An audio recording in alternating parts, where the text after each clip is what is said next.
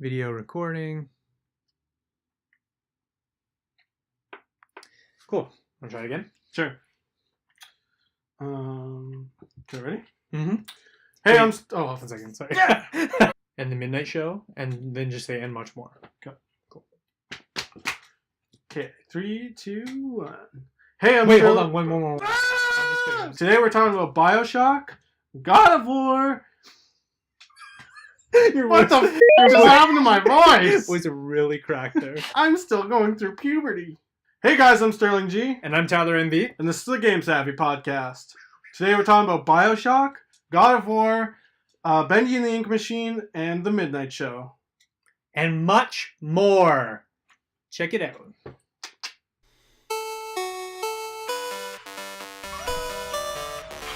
Is it whatever we need?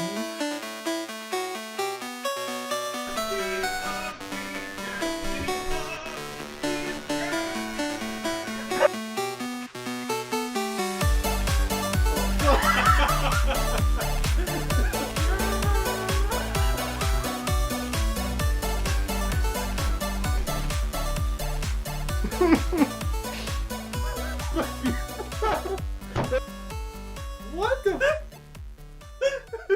Hey guys, it's the week of April 17th, and we're here to discuss video games. Yeah. Sorry we don't have a skit today. Yeah, no skip because the weather in Ottawa is absolutely terrible, and there's freezing rain. We had a huge ice storm. We wanted to do something funny for God of War, hunting outside, but just didn't work out. Where's summer? I want summer! But we do have a lot of great news for you to talk about, and so we can get into it, Yeah. including a new BioShock game that could possibly be happening, which is amazing. Is it confirmed? Didn't they say, we are working on BioShock? No, okay, so what happened was, and for everybody at home, is that Jason Schreier, who's a writer for Kotaku, also wrote the book Blood, Sweat, and Pixels, which is one of my favorite books of all time. Thank you, Jason. So he was doing a post-mortem for Mafia 3 and talking about the team there, and he mentioned that a whole bunch of them went onto a project that was called, I have it written down here, it was called Project Parkside, I do believe.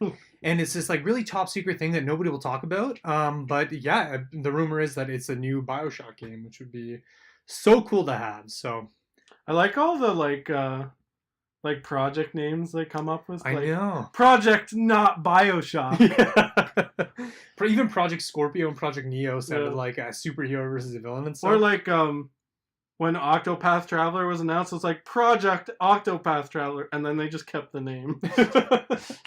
Not very creative. They just left out the project. Yeah. So what's your initial reaction to hearing a new BioShock game could possibly be coming out? I thought it was done, to be honest. I thought after Infinite, that was it. So back in 2015, the CEO of Take-Two, I guess, was on a call with their investors and stuff.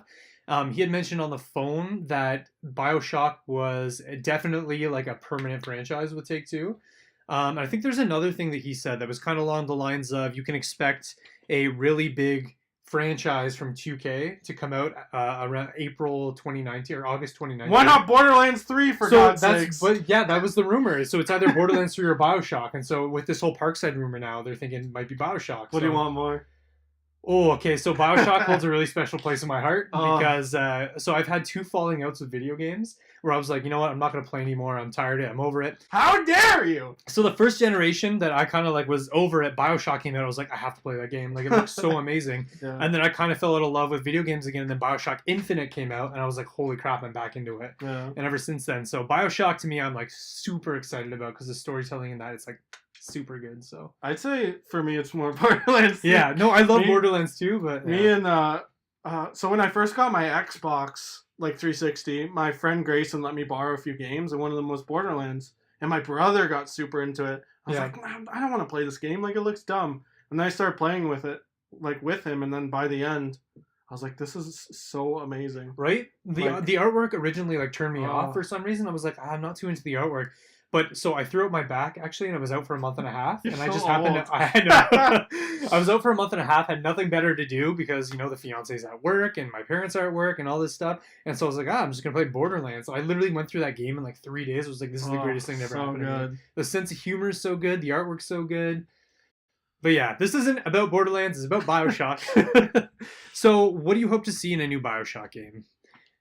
You've never played a BioShock game? No, right? I have. I Okay. played Infinite, and I watched someone play 1 and 2. Okay, cool. So like I'm knowledgeable about it, but like, what do I want? It's like, I don't even know. That's the thing. Like, it's so hard to BioShock say, is yeah. so crazy because they took Infinite at such a different direction. Yeah. There's like there's nothing to expect from this new game, which is Yeah. kind of like really cool in a sense. I mean, there's one thing that I always love about BioShock games is that they always have the big bad guy, and there's always two of them. There's always like the mini boss, and in the first one it was like the Big Daddy, which is like the franchise character, and then there was what's that guy's name? Jack Ryan? No, Would You Kindly? Yeah, isn't that his name? Andrew Ryan. Andrew Ryan, yes. right. Jack Ryan is from the Tom Clancy series, I think. Is he? I think it's Tom Jack Clancy. Reacher? Maybe that's it. I don't know. Ignore us. We're not good at this. Yeah. But no, so in the first one it was Andrew Ryan and the Big Daddy, and then in the second one it was that like bird thing and Comstock. No, that's an Infinite. Infinite. Sorry, what did I say? You said 2. BioShock 2 don't play it. It's not that great. I didn't like BioShock. Well, 2. that's the thing. A lot of people don't like Infinite. Like, it's a really They don't like Infinite? Yeah, a lot of people hate it. But the Lutis twins and like Emily. So and, good. Like, what? I love it. I loved it too. It got me back into gaming because I was like storytelling on this level while also having this immersive action-packed game. Yeah. And this like sci-fi aspect to it, also being in like it's this weirdly futuristic game that's also old school at the same time because it's around like a time of like infighting within the country and stuff. And I don't know, it's just amazing. So I don't know how you could hate BioShock Infinite, but I know that so just one thing that I'd love to see in a BioShock game is to make sure they have that like big baddie that you can always look forward to, and that they have like the big bad guy in the end. Well, it kind of has that like M. Night Shyamalan like absolute, for lack of a better word, like mind at the end. Yeah, it always like does. It just has that crazy twist. Like the big twist. Infinite blew my mind at the same. end. Mm-hmm. I was like, ah. And then even in the first one, where it's like, "Would you kindly?" and you're like, "Oh my god!" Like this is. In fact, I'm writing a game right now that's like heavily inspired by BioShock because it was a horror game without being a horror game, action game without being an action game, narrative game without being a narrative. Like it's this perfect blend of. I like those like dark like games where this isn't horror, but it's like Bloodborne. Yeah. Like Bloodborne's not a horror game, but like it's dark. Like it's like silly horror. Yeah. It's like horror light and stuff. And yeah, so that's what I'm hoping to see in a new BioShock game. One thing I have to say is, again, this is a rumor. It's not yet confirmed that this is a new BioShock game coming out, and also it's probably very early in development. Like I wouldn't expect an announcement anytime soon at like this year's E3. Would it be like, didn't Infinite come out like a long time ago? It did, yeah. It came around the same time as like The Last of Us, I think. Pretty much the same year. You think they just started working on it, or do you think they'll announce at E3? So I know it's a new studio working on it, right? I'm pretty sure the old studio got like dissolved and like 2K kind of like took it over. So I'm not too sure, but I just know that based on Jason Schreier's article that it's probably in very, very early development. Okay. So speaking of horror light, Bendy and the Ink Machine Chapter 4 was announced for release date in April, which I'm really pumped about. Do you know anything about Bendy and the Ink Machine? Not really. No? Like I thought it was like some indie game, but like it's big. So it is like an independent game. Like they're not with any big publishers, although they just got picked up by Rooster Teeth Publishing game company. Yeah, so they're making some like huge moves, which is really cool. And they're like these. So one guy's from America, he's the Meatly, and then you've got Mike Mood from, I think he's from Ottawa, but he might live in Montreal right now. But they just like, this game was a fluke. It was a complete fluke. Like the Meatly was basically like, I got this idea for a game, I'm just going to do it for fun or whatever. And they released a demo and it just blew up over, like it just became this viral sensation. And they were like, well, I guess we got to keep going with this game. They had an idea for a totally different game and they were like, well, let's put that on pause and let's go Bendy and the Ink Machine. But so it's this horror-like game. I would definitely say that the audience is more like for a younger audience, but like a guy like me who's 26, like I love the game. Like I think the mystery is like enticing enough. I think where the game really shines is the Meatly's like characterization. Like the characters that he makes come to life are like so good. Mm-hmm. So Chapter 4 got announced it's coming out this month. I don't have an exact date, but we just got a trailer for it, which looks absolutely intense. So I don't know. I'm pretty excited for it. I don't know if you're excited for it. I mean, I'll check it out, definitely.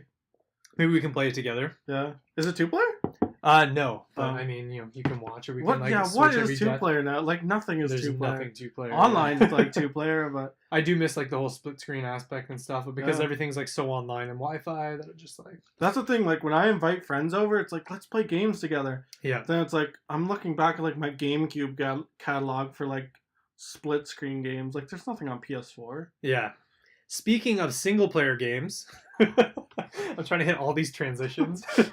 All them good segues. But no, so yeah, so Bendy and the Ink Machine is coming out in April, and so we got a trailer, and it talked about this character Alice Angel, who we got introduced to in Chapter 3, who's one of the big baddies of the game. Not the big baddie, because Bendy is obviously the big baddie.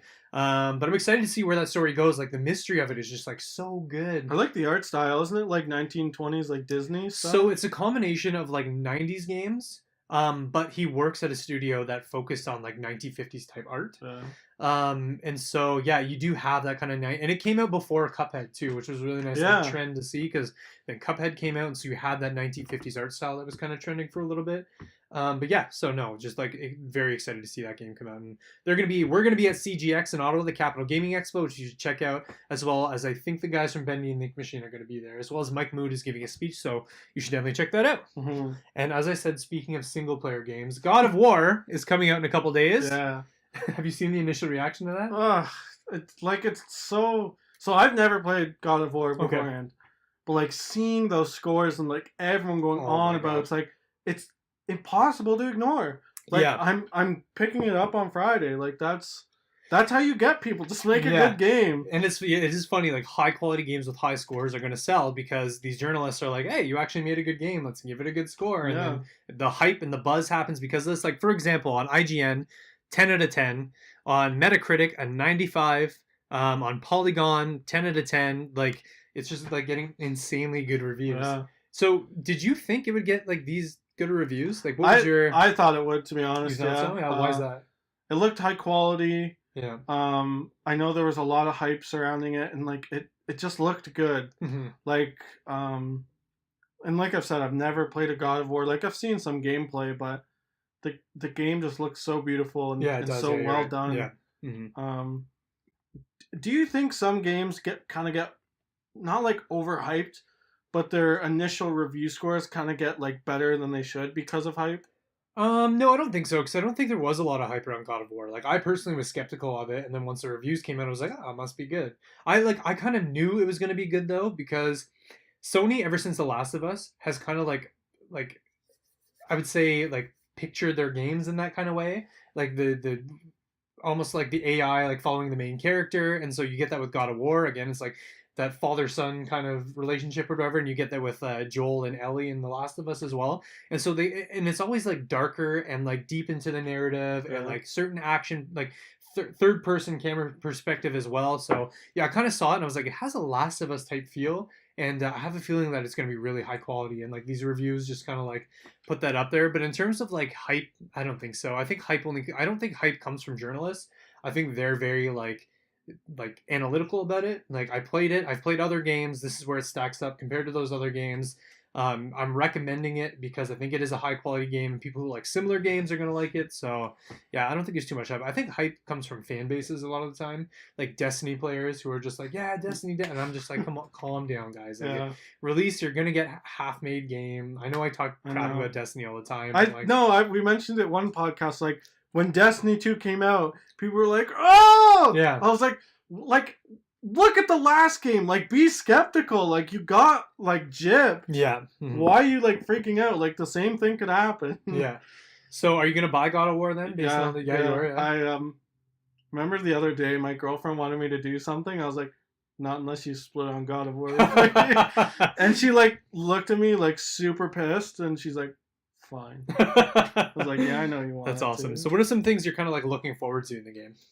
Single player, like driven story. Like that's what it is. Like I like playing multiplayer games, but like getting immersed in this crazy good story with good characters, like that's what I'm all about. In multiplayer games, you don't get the immersion of the world, right? These game creators are creating this world. And I find in multiplayer, it's like you get to visit it for a little bit, but in narrative, like first-person games, you get like to live in it, which is a huge difference in terms of like immersive experience and gameplay and stuff like that. So I personally love the single-player stories, so that's what I'm really excited for. Well, I'm pretty sure a couple of years ago, people were like, is anyone going to make these single-player stories anymore? Yeah. Because everything's going to multiplayer.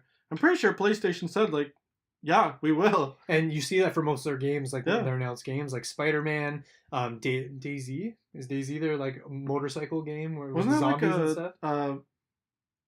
well, yeah, it's on PC as well, right? Is it? Yeah. Yeah. But it's a Like PlayStation God of War, exclusive. like Bloodborne, Yeah, like exactly. So they're making like a big push Last of Us. for like those narrative games, and you've also got that kind of oh, it's not DayZ. Damn it, what's that game called? Um, 7 Days to Die. No, it's a motorcycle zombie game. Days Gone. Oh, Not DayZ. oh, Days Days Gone. Gone. Very similar.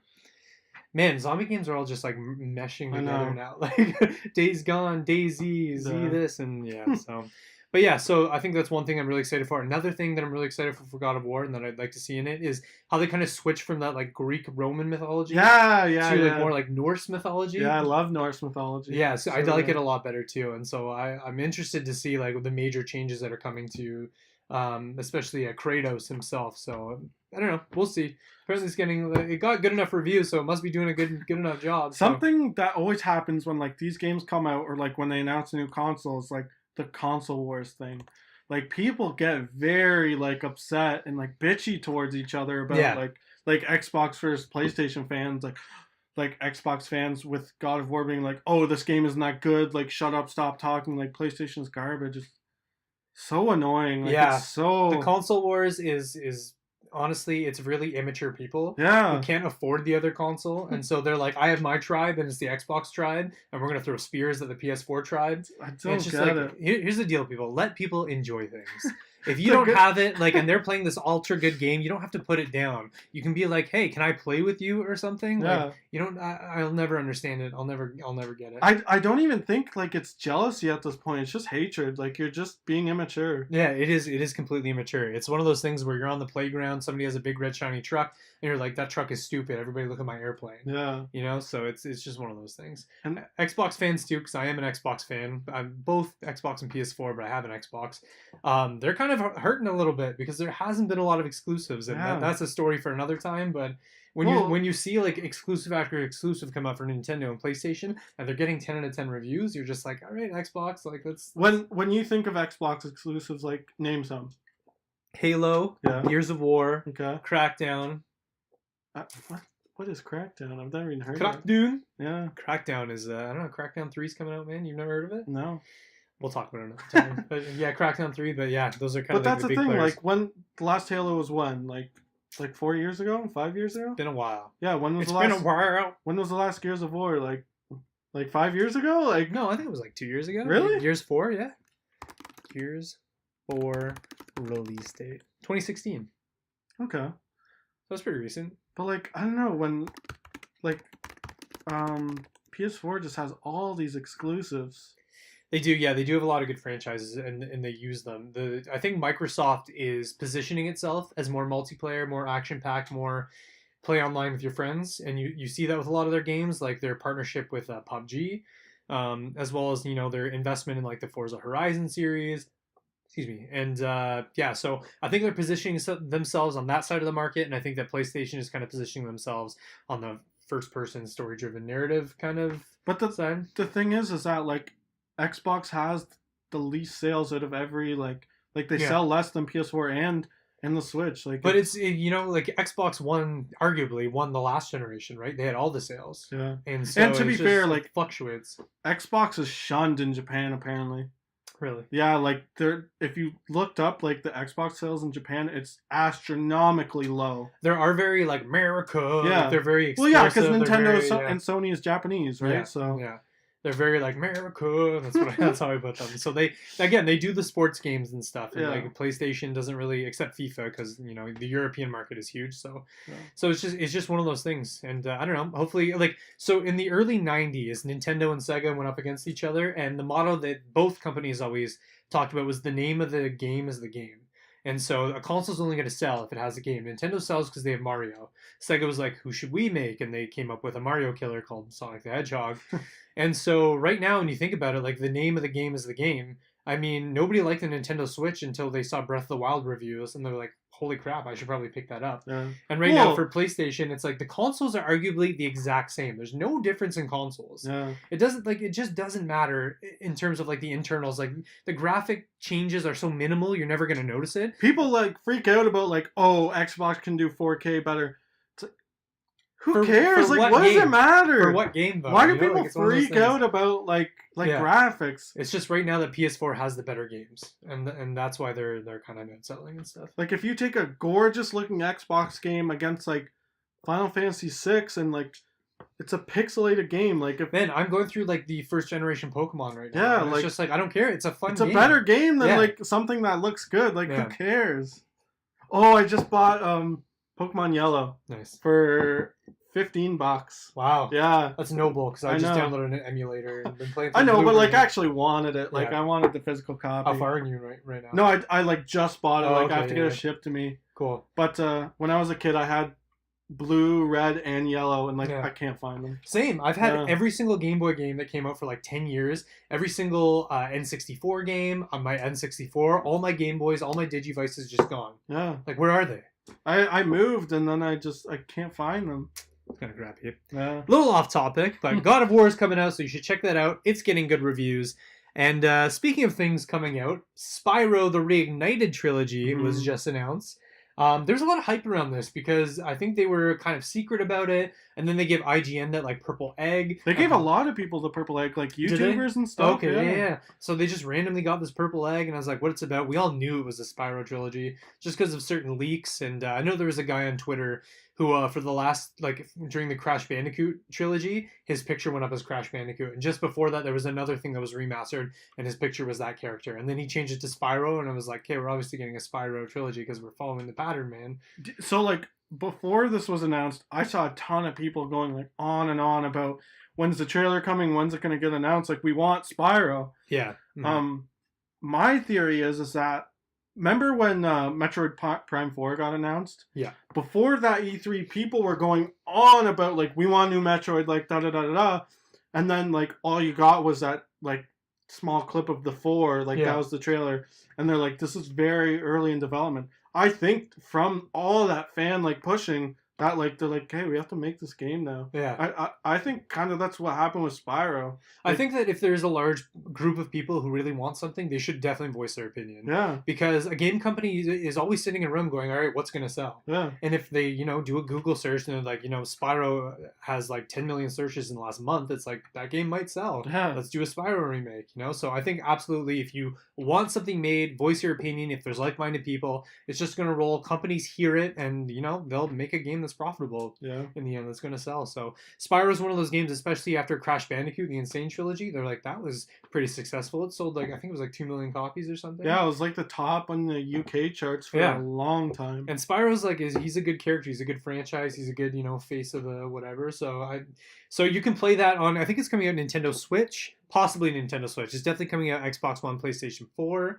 Rumored for Nintendo Switch, not officially announced. You can play that September 21st. So I only played Spyro like a couple times back in the day. I don't get it. Like, what is the game about? It's one of those like classic like Crash Bandicoot 3D platformers where you're this dragon. There's 3 different games, but you're just this dragon who has to collect things, hop onto villains, shoot fire, and defeat the bad guy in the end, solve puzzles along the way. And honestly, it's really, there's a little differentiation from like Crash Bandicoot and Banjo-Kazooie and Conker's Bad Fur Day. They're all kind of the same game. Yeah. But just Spyro is just kind of like a cool character as a little purple dragon. So. But like, I got the appeal with like Banjo and something like Conker, but I don't know, like. Spyro you could fly, which was really cool. I know Banjo you could fly too, but the mechanics were a bit different, and so you got a little bit. The world is also different. Like you get to play in this kind of like a medieval type.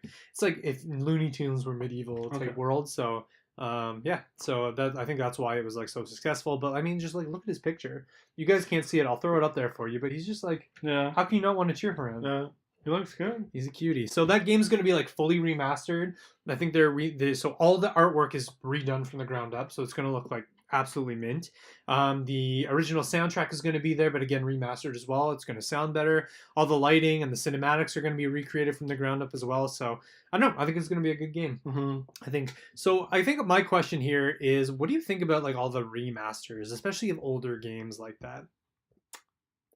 Like when you hear Insane Trilogy is getting remastered, when you hear Spyro, the trilogy is getting remastered, when you heard like Rare Replays coming out, like what was kind of like your thoughts on the like whole? people wanted it. That's fine. Yeah. Like they were begging for it. Yeah. I'm fine with that. It's weird. Like when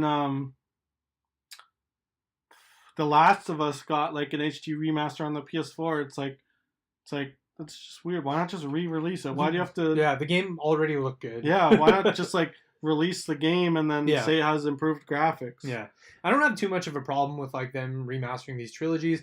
There's one piece of me that was like, how about you work on a new IP or like a sequel to a game, you know? And they could be working on a sequel to Spyro. Yeah, the thing with the Insane Trilogy is like, we want to make the next Crash Bandicoot, we just don't know if people are interested. So they release the Insane Trilogy. And they kind of gauge reaction. Yeah, so they're like, if this sells well, then yeah, of course we'll make a new Crash game. Like if a new Spyro game was coming out, like I would be ecstatic to play that, especially on the Nintendo Switch. I'd buy a new Crash game. Like yeah, like that would be awesome. I'd be excited to see like what they can kind of do with like those new, especially with like new technology and stuff. So I'm kind of okay with it. Again, one part of me is like, hey, make a new IP or a sequel. Another part of me is like, I'm still okay with this because like, you know, it's very difficult for people to go out and you buy an original PlayStation, go find Crash or go find like Spyro and put it on, or download an emulator. Like not a lot of people are tech savvy enough to even know what an emulator or ROM is. So when they do this, you know, you get that casual market that's like, that's the game I grew up with. I think that's another thing too that we haven't mentioned is like a lot of people, especially like my fiance who's not too big into video games, when she sees Crash Bandicoots coming out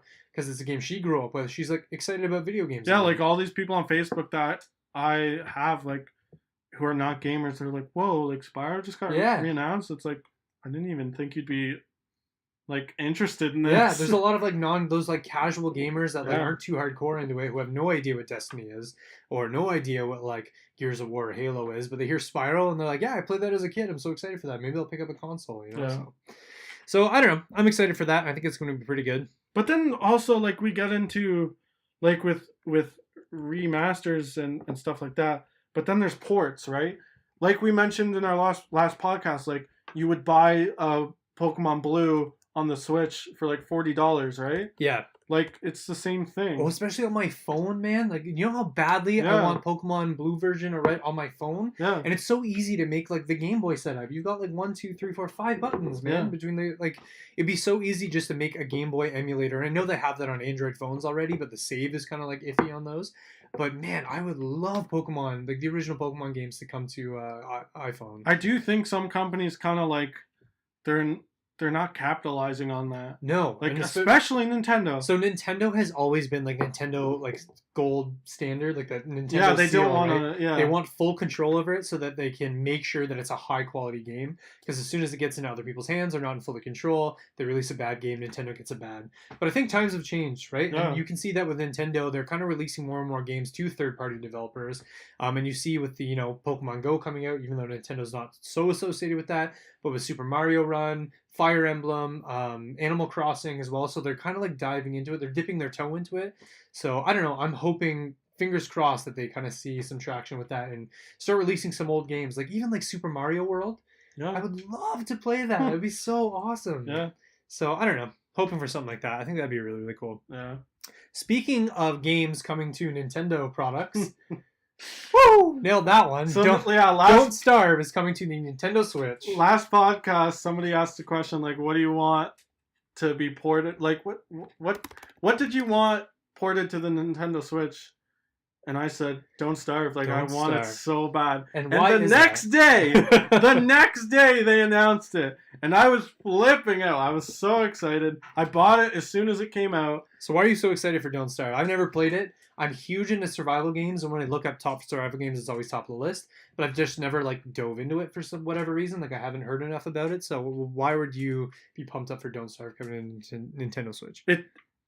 It's such a fun game that when I play it on like PC or PS4, it's like this would work as a handheld. Yeah, like it's such an in-depth but basic game at the same point where it works, and you know, when I'm playing at home, it's just like, man, I wish I could just turn off the TV or like watch something else and play this game. Especially me, because I watch a lot of hockey and sports and Yeah. stuff, and sometimes it's very like passive, especially like football, because like in a 3.5 hour game, there's only 10 minutes of action, so my attention's very like, and I love having that handheld for the Nintendo Switch to be able to like play and look up, watch it play, and then look down and keep Yeah. playing and stuff. So that's awesome. So what's Don't Starve Rebel like? How do you even play? Like, what are the mechanics? Like, can you tell me It's about the game? it's a sandbox game. Sandbox like survival game. You just get dropped in the world and it does not teach you how to play, and it just says go. Like Yeah. go find out how to survive. Find out how to don't starve. And how are the survival mechanics? Because those are really important to me. Like my favorite genre is like survival games. The Long Dark right now by Hinterland, I think they're called, is like one of my favorite games of all time right now, and I think it's one of the most underrated, under whatever games out there. And the survival mechanics in that are like mint. Like they are so good. So like, is surviving easy in the game? No. No, it's The hard? first time I played, I died on day one. Which is perfect. That's what I love. Yeah.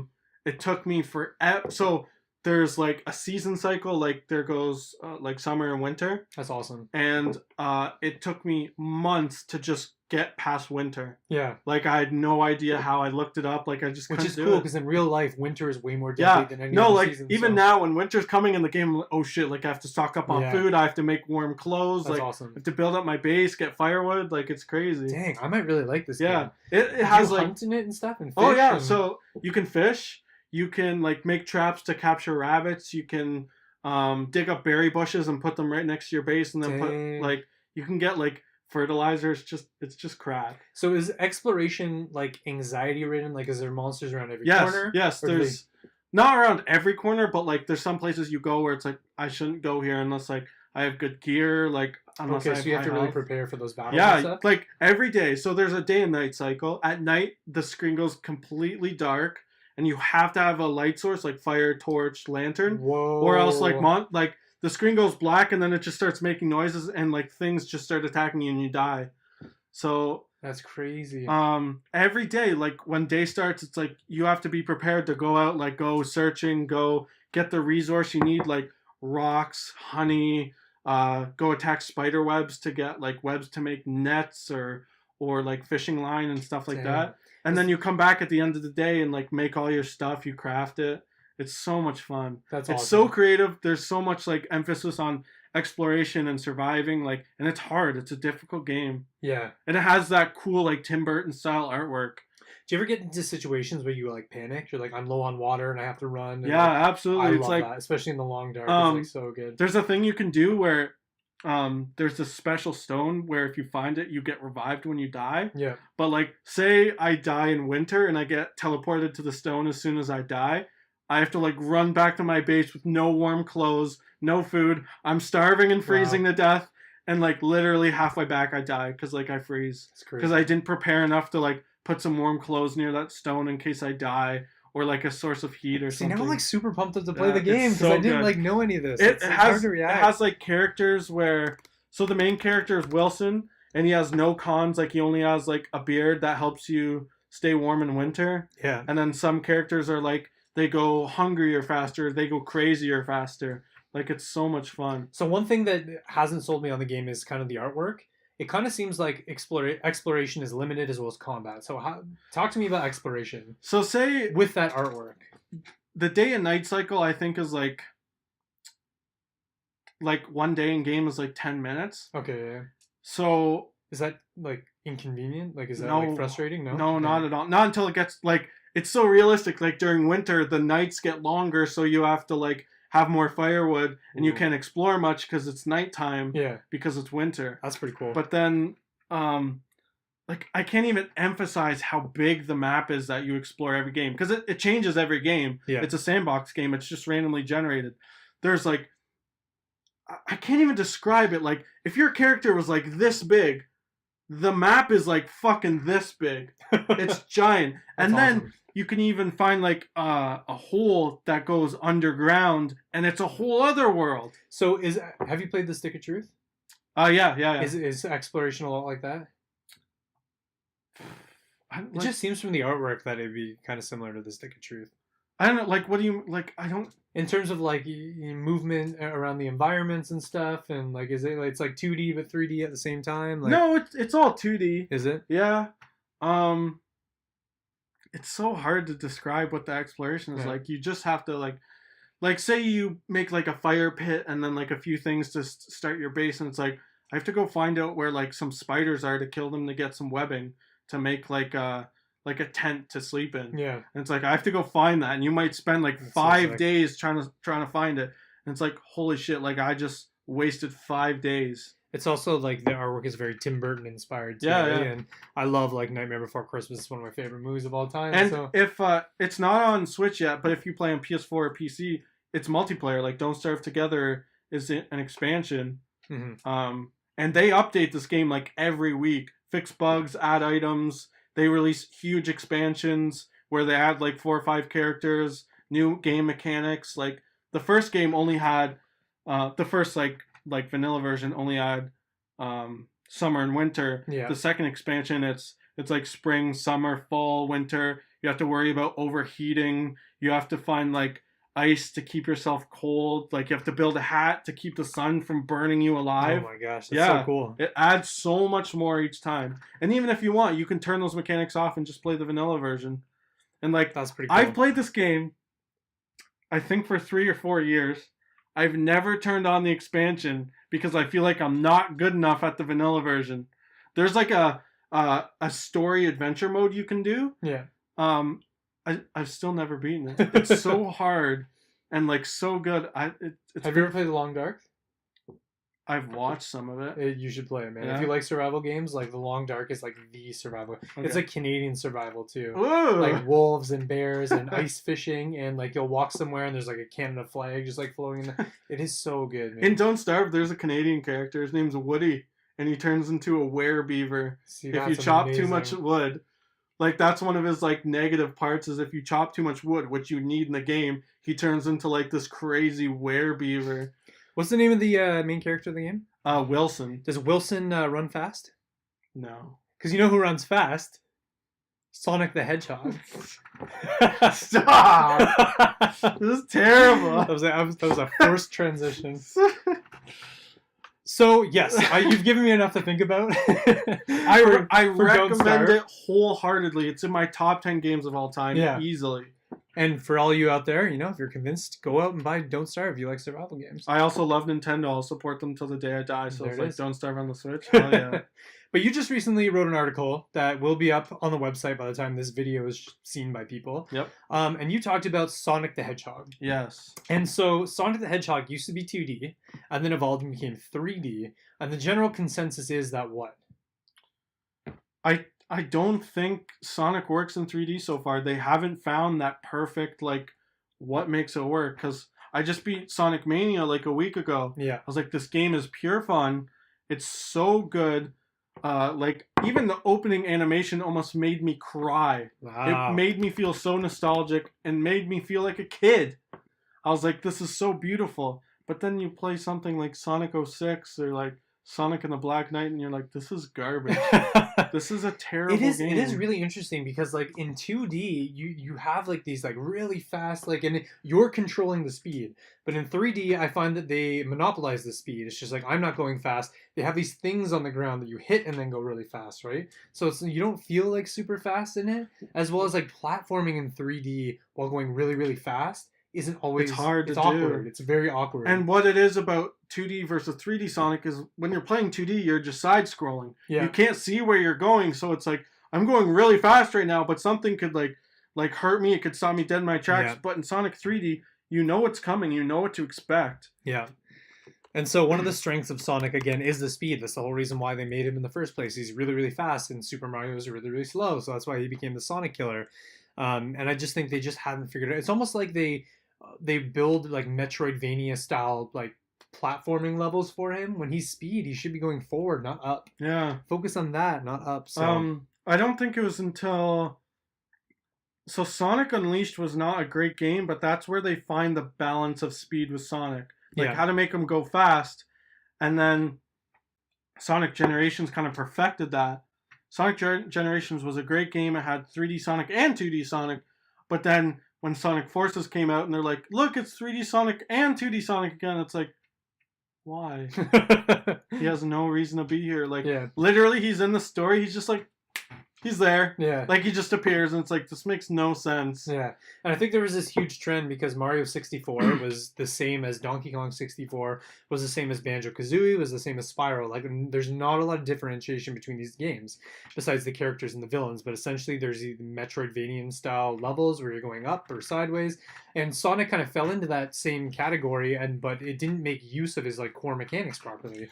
Whereas Donkey Kong was always jump and smash, Mario was always jump, Banjo-Kazooie's jump and fly. It's like there was nothing out there that kind of made going fast fun. Yeah, so it started in Sonic Adventure. Like, I think it was on the Sega Genesis. That's when it made the jump to 3D.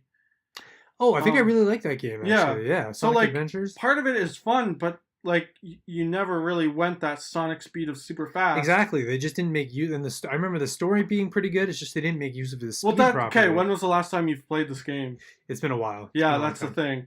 I thought that too, and then I rebought it a couple of years ago on the Xbox Live Arcade. I was like, this game is so cringy. Is it like really? The story.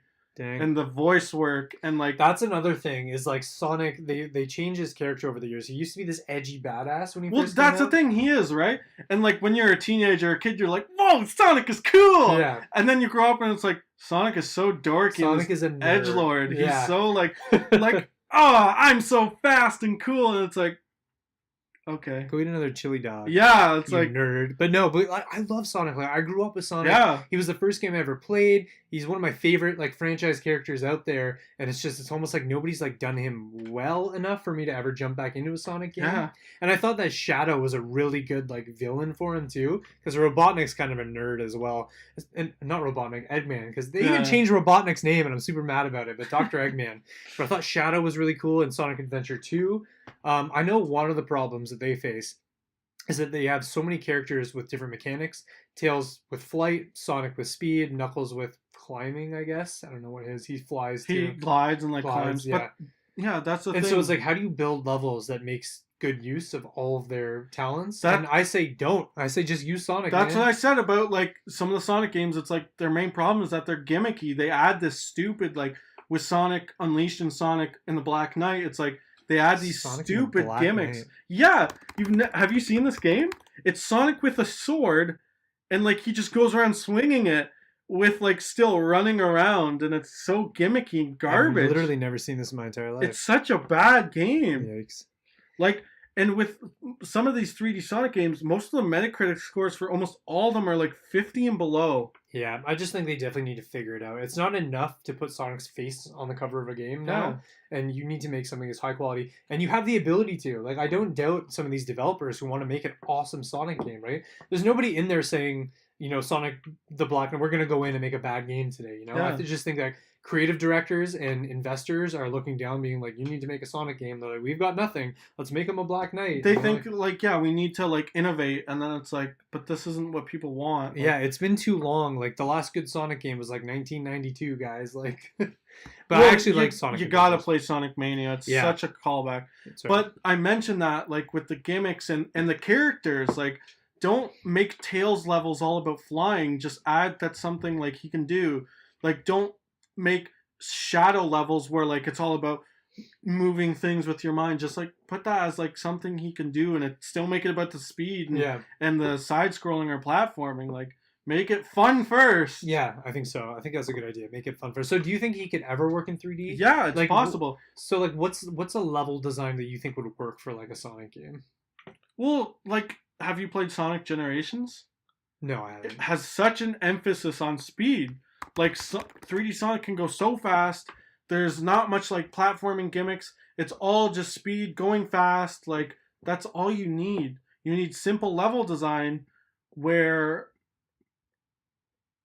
it's just fun first. Yeah, it's just fun to play. And that's even Nintendo's like whole motto is fun first. Fun first. And I just don't think Sonic has been kind of like following that. I don't know, like honestly, I don't know what they've been thinking with some of these games, to be honest. Like, when Sonic Mania came out, people are like, wow, this is exactly what we want. Yeah. So like I'm very curious what the next Sonic game is gonna be like. I'm trying to think of other games where like like speed is the number one thing. Like there's racing games, like the Forza games and the what's that game? F-Zero games. Like I'm But trying to think. that's Like, so different, right? That's yeah, just like and it's you don't want to sort be racing with him. You want to be accomplishing something while keeping up that speed. I'm just trying to think. Like there hasn't been. Like, if they can figure it out, it'd be a one of a kind thing. It'd be a one of a kind experience. yeah. So I don't know. I think Sonic can work in 3D as well. I think it it just can. takes the It just- level. it It just hasn't- takes the level design. Hasn't worked. And just don't worry about story, guys. Like Super Mario's been pushing the same story for years. Yeah. Just make it fun to play. Like, When Sonic Adventure came out, that's when they had to add like a story. And yeah, It yeah. just and another thing is the big cast. Like there's Sonic, Tails, Knuckles, Shadow, like Amy, Big the Cat. Like yeah. they have to balance that. And it's so easy to have him stranded on some like alien planet because Dr. Robotnik, like or Eggman, sorry, shot him up into space, and then Yeah. all his friends get like scattered, and then he has to just go find them. And you have to level the level. You're unlocking certain friends. They give you certain abilities and stuff. And as an alien planet, you can literally design anything. Like, Yeah. imagine him in the Grand Canyon, just like running up walls and like that'd be so much fun.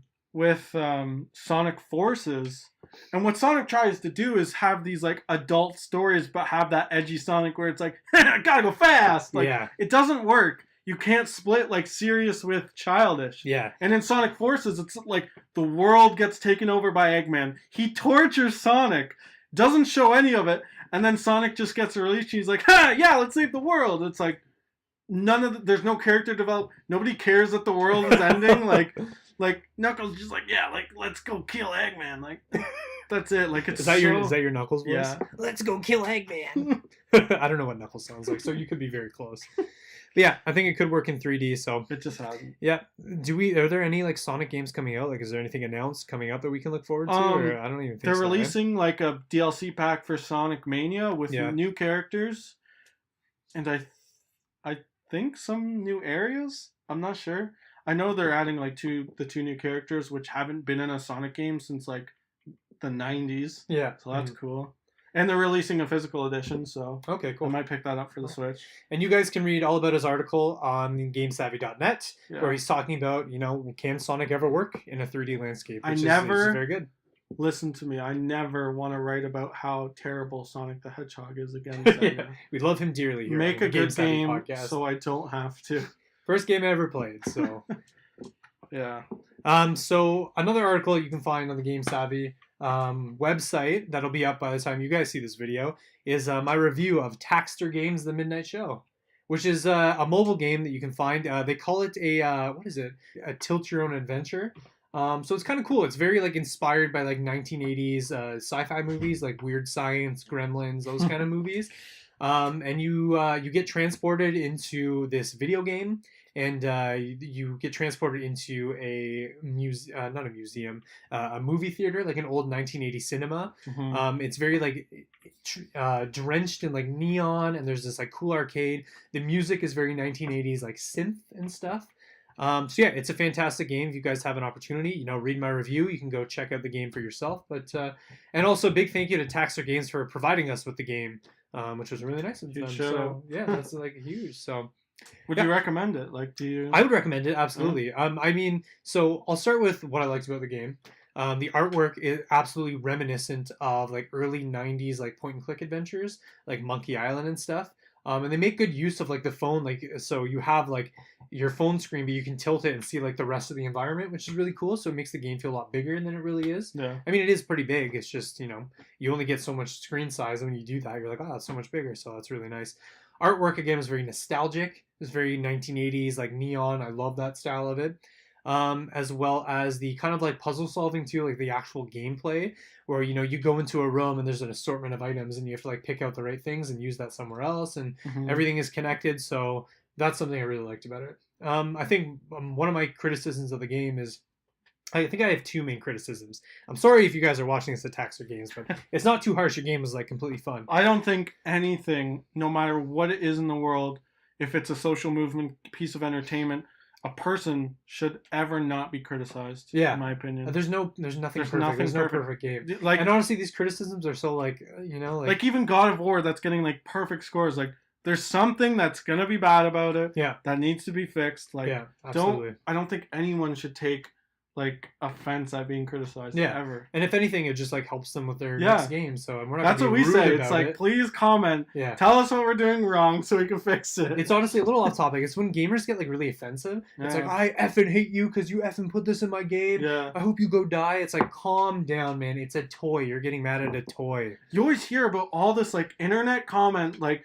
people hating, but like you never know someone that does it, right? No, absolutely. So it's got to be these people who like seem super nice, but they go home and they're like, "F you, like it." Yeah, like and I'll never understand that. But again, so the criticisms of the Midnight Show. I think number one is that the tilt works for gameplay, but when it comes to inventory management and you're like tilting, it's like very sensitive. So you're trying to like click on something, you're like, Yeah. I played on a bus too, so like I was like trying to tilt while on Every the bus. bump, you're just like, oh. Shit. Yeah, exactly. So just inventory management was kind of awkward. It didn't like hinder my experience at all. It was just a little like split second, like, oh, okay, like, oh, there it is. And I think the second one is that the game kind of ended very abruptly. I was kind of like ready for more, and there wasn't like a finite ending to it. Yeah. I went back and played it again, and there's actually two different endings. And I actually think there's a third ending that I haven't unlocked, so there could be like a lot more to it. But I just like you walk into a room and then you talk to something, and then it's kind of over, and you're like, oh, okay, so I guess it's done now. So those are probably my two criticisms. Honestly, wanting more from the game is never a bad thing. Yeah. I thought the story and the world was like so good that I just wanted to like keep playing. I played it twice, right? I played through it twice, so it was good enough to play through twice. So absolutely recommend it, and it was an awesome experience. And I think it's only like $2 on the App Store right now. Yeah, so absolutely worth it. Probably took me, I would say, the first time playing it probably took me like an hour or two to beat it. The second time around, again, when you know where everything is and when you know what the puzzles are, it's a lot easier. But yeah, no, I got like I got my money's worth. It was at least like 4 or 5 bus rides, so yeah, it was pretty good. Yeah. Anything else on the docket? Dark Souls just got delayed for the Nintendo Switch. It's still coming out for everything else on time, but they say they have to push back till summer for the Switch version. When's it coming out for the other consoles? I think in May. In May, and it's going to summer for Nintendo. Honestly, that's whatever. It just seems like the Nintendo Switch is so different that people have to, right? Like, even Spyro was announced for PlayStation and Xbox, and we're almost like 99.9% sure it's coming out for the Switch, but they haven't officially announced it. So it's just one of those things, I think. So it's just odd that like Dark Souls came out like it's got to be like what 10 years ago now. Yeah. Like, what is taking them so long to port this old game? Yeah, it's kind of funny. Yeah, like I don't understand. Nah, is what it is. I'm not a big Dark Souls fan. So no, you're not. Like, nah, I thought you were. I thought we. No. No. So like I think I told you the story, but. So I started playing it, and I was like super into it. I was like, this is my kind of RPG. I found this one boss. He was this like big bad guy, and it took me like I played 9 hours straight. Finally beat him. Didn't know where to go next. Looked it up, and I found out he was just a optional boss. Oh. And so I was like 9 hours of my life gone, and I'm no further in this game. I immediately put it down. I was like, I'm just never playing it again. So I'm just, like, so over it. I've started playing Bloodborne. Love it to death. That's awesome. Got to the first boss, the cleric beast. Had such a tough time. Looked up what to do. Finally beat him. Again, took me like a couple hours. Talked to my friend Casey. I'm like, man, I can't beat this guy. He's like, just don't fight him. He's optional. I'm like, are you kidding me? See, like that's I hate that so much. But that's the thing. Like so I did just beat him. I'm like this guy. I'm gonna beat him. And then after that, like everyone always says, you have to get over that hump in like Souls games and Bloodborne. And like once you do, you'll fall in love. And like I did. After I beat him, I'm like, I love this game. It's so satisfying. It is really satisfying because you get those really intense Fiero moments. And again, if nobody's watching, a Fiero moment is when you get like frustrated with something in like a fun way, kind of. But like, you know, in Mario, you die and die and die. When you finally get it, you're like, yes, like you explode. You feel with, like, so joy. accomplished. And like Dark Souls really like play on those Fiero moments. So that's why it's so addicting, because that rush of dopamine and that like adrenaline rush is so like. That's the reason. Like philosophically, kind of why people play games. So like in life, even psychologically and like scientifically, why people play games. The rewards in life don't come fast enough. Like getting married, getting a house, but you pick up Mario, beat a few levels, like you feel good about yourself. Yeah, like it's that quick like accomplishment that like spike of dopamine. Like. Although Dark Souls ain't quick, let me tell you what. Dark Souls ain't quick. Yeah. Takes me a long time to beat those games, but yeah. But they're great. Oh. I think that's pretty much it for today. We got some questions. This is slow news. Did we really? Yeah. No, I didn't see any questions. All right, we're answering your questions directly. Yeah. Last podcast, I meant to tag people on Twitter and be like, "Thank you for your question. We answered it here. You can like timestamp and stuff." I forgot to do that, so I'm definitely gonna do it for this one. Reminding myself right now. So our first question is most anticipated 2018 release. Oh, we got that game. Oh, we got that question last time too. I forget what I said, but I'm gonna say my number one most anticipated release this year. Yeah, because remember we went through our upcoming games list? Oh, right. But I think my number one most anticipated game that I'm like so excited for.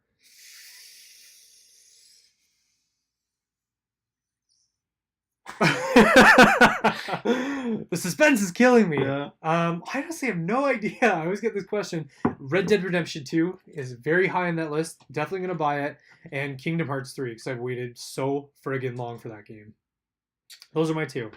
Oh, and I don't think we're getting it this year, but there's rumors that it might come out this year. But Pokemon RPG for the Nintendo Switch. What do you think it will or no? I don't think it will. I don't think it will. Because if we haven't heard anything by now, it'd be weird at E3 if they were like, yeah, it's coming out in like 3 months.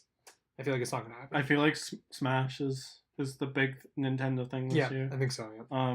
When do you think? I think it'll come out like early next year. Mm-hmm. Who was that question by the way? Oh boy, Stabigale, Princess of Power. Okay. Yeah. Cool. And then the next question. Thank you for your question. By the way. We appreciate it, Em. Releases that aren't getting much hype, but you think they should. It's a good question. Releases that aren't getting much hype, but think they should. Ooh, that is a really good question. Like, what is really like underhyped? I mean, I just mentioned The Long Dark, which I think is like literally one of the best games I've ever played in my like. It immediately moved in my top 5 favorite games of all time. And there's not a lot of talk around that game, so that's one of my favorites. Underhyped and isn't getting a lot of attention. What's yours? While I think about mine. Like I'm in love with Octopath Traveler. I'm in love with the stripper. And like I feel like it's getting a decent amount of hype, but the game looks so beautiful. Octopath, yeah. I think people should really get into it. Games that are underhyped. It's one of those things right now, especially in gaming, is that there's kind of a lull in content, which is very rare because we always get this like blitz of video games and can't afford all of them. Mm-hmm. And so Far Cry comes out and that's what everybody's playing, or like new Mario comes out, that's what everybody's playing. So there's not a lot that's like underhyped right now. Yeah. I'm trying to think of like indie games that are kind of like coming out and are so good. I would say like Don't Starve is kind of underhyped, but that game's been out for like 5 years. Also, the lifespan of games is like completely changing too. So like it used to be like all this hype, and then it would just kind of die down. But now you see like with remakes and remasters and stuff that like the hype kind of like keeps going a little bit like here and there. So I can tell you 2 games that aren't going to be overhyped that I think are going to be really good is Pizza Titan Ultra by Breakfall, which is coming out April 25th, and they're actually having a release party that we should go to. Really? Yeah, it's in Ottawa. It's at the Capital Game Hub, which I think we should go to. Again, I think Bendy and the Ink Machine as well. I think they have a cult following, but I still don't think that it's like reached like AAA level yet. Yeah. So I think Bendy and the Ink Machine as well. I can't believe we forgot to talk about this. It's so important. The What? Spider-Man game. That's right. Yeah, I just got a release date in September. We didn't even think about it. Maybe we'll save it for the next podcast, just because we went through all the. But yeah, it is getting a release date September 21st or something like that. Yeah. I think. Yeah. So, and that's also going to be like a story-driven, pretty awesome game. And I don't know. Do you think overhyped? Just a right amount of hype, or for Spider-Man? Yeah. I think it looks good in my opinion. I think it'll do really well. I think it'll be a good game. People used to love the Spider-Man 2 game, right? Yeah. Like people are like, yeah, the swing mechanics are the same. Like combat looks fun. The story looks good. Looks graphically amazing. Wow, underhyped games. That is such a tough question. I want to have like a finite answer for this one. Ori and the Will of the Wisps. Okay, 2 games. All right, the most underhyped games that are coming out this year that I need to talk about as an official answer to your question. Was it M again? Yeah. Is Ori and the Will of the Wisps. If you haven't played Ori and the Blind Forest, absolutely go check out that game. It'll bring a tear to your eye. It's a Metroidvania style game set in a forest with really cute characters. So absolutely go check that out. Fantastic story too. So Ori and the Will of the Wisps and Vampire, which is coming out, which looks like a very different game, and I'm very excited for it. If you don't know about it, check it out. Didn't you play What Remains of Edith Finch? I did, yeah. That won the BAFTA for greatest game of the year. Really? It won game of the year. Dang, yeah. Good for them. That's awesome. Like, what is it? Isn't it like a 4-hour game or something? It's like, very short. I think I beat it in maybe 2 hours. Yeah. But it's one of the coolest pieces of storytelling that I've ever experienced on like any medium. So it was very, very good. So yeah, those are my answers to those questions. Okay, next question. Masonic Rex asks, "What games do you like that everyone seems to hate?" Thank you for your question, Masonic Rex. That's a very good one. What games do I like that everyone... I'm trying to think of what's on my game list right now that I'm playing that everybody's like, nah, whatever. Mm-hmm. I mean, Cuphead got like... I'm really enjoying Cuphead, and a lot of people are like, no, screw that game. It's way too hard. Like, it even like sparked a discussion about are games too hard or like, do developers have a responsibility? And it's like, no, man. Like, the design is meant for high Fiero moments, like Dark Souls. I get that, like, yeah, people think that, and like, since I'm playing Bloodborne, people are like, yeah, these Souls games are hard, but like, it's not that hard. Like, it's you die a few times. Yeah. I think Bloodborne's easier than Dark Souls, but like, it's still like a hard game considered. But like, I've never like died like 100 times on a boss and like smashed my TV. Yeah, I'm trying to think. What was the question again? What games do you like that everyone seems to hate? Dang, I'm trying to think. And vice versa.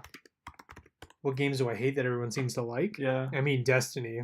Same with me. I don't like Destiny. Yeah, that seems to get a lot of hype for some reason, and it just always seems like an incomplete game, shallow. So, and you know what's so funny is I don't even hate Destiny that much. It's just like my go-to game that's like overhyped. Yeah. So, what games do I like that people seem to hate?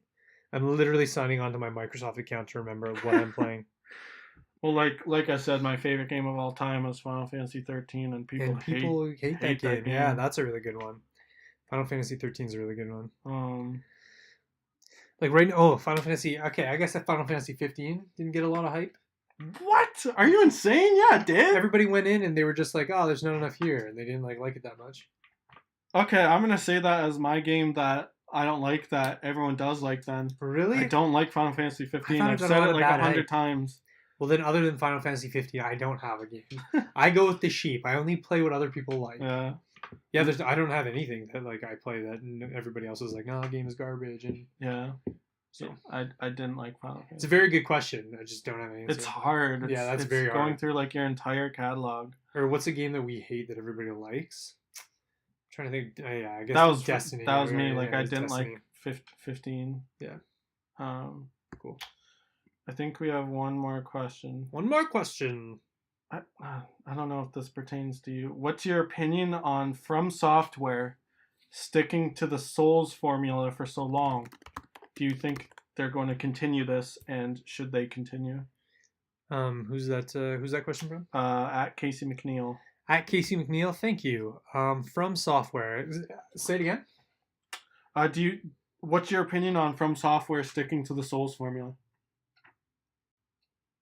I don't mind it. Yeah. If it ain't broke, don't fix it. Yeah, if it works, I mean, Nintendo's been doing the same thing with Mario for how long, right? Like you jump and save the princess. So if it's fun, and you make it. They went from Dark Souls to like this very different, like the same formula, but Bloodborne is very different feel from Dark Souls. I find. I think they do a fantastic job of world building. Their creatures are like out of this world. Yeah, I don't know. The boss battles are probably like the best in the industry, right? So. Yeah, I think the Souls formula is fine, and I think they should stick to it as long as it sells. And when it stops selling, they can switch it up. And he also asked, I don't know if it was at E3 or like PAX or something, but they showed this 2-second clip of like a bloody sword. And I remember that. Wasn't that at the Video Game Awards? Yeah, something. It was like a bow and arrow and like something else. Yeah, and people think it's Bloodborne 2, but nobody knows. I think it is. I think they're making. I think they'll announce. Was that From Software? Yeah. Yeah. So yeah, I don't know. I think they should stick with it. Yeah, if it ain't broke, don't fix it. Yeah, that's it. Easy answer. Yeah. All right, so that's it for questions. What are you working on next for the website? We're both doing the... I should say thank you all for your questions before we get into this. We really questions. appreciate talking to you guys, and we love your questions, so keep them coming. It's awesome. Yeah, and I like... if you ask the question, you should watch to see if it gets answered. What I'll do is I didn't do last time, and I've said this already. I'll tag them in Okay. or whatever, so Yeah, they yeah. can like check it out. Yeah, because like everyone who asked a question didn't really say anything when we answered them. I'm collabing with you on the 40 most iconic video game characters. Yeah, we're collabing on the most iconic video game characters of all time. So if you guys have your most iconic video game characters, comment below. We would like to see who's on your list. Yeah, we like definitely. At first, we're like, "Oh, this is easy." Then we're like, "Wait a minute." And it's funny because like our top 10 was so easy. Yeah. And everything after that was like, I don't know. Yeah. It's funny how that worked out. Yeah.